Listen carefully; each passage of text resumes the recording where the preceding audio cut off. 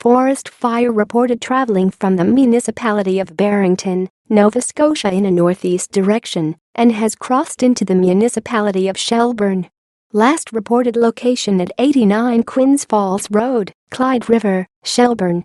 Recommended evacuation for all communities from Port Clyde to Birchtown following Shore Road. This is a recommended evacuation and not mandatory. Updates will be provided via the Shelburne County East Emo Facebook group, https://www.facebook.com/shelburneemo/.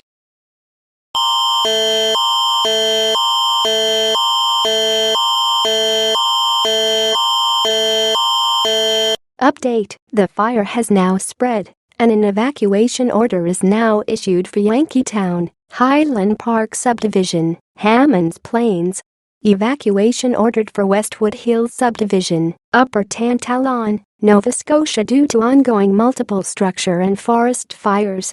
All residents in Westwood Hills ordered to evacuate.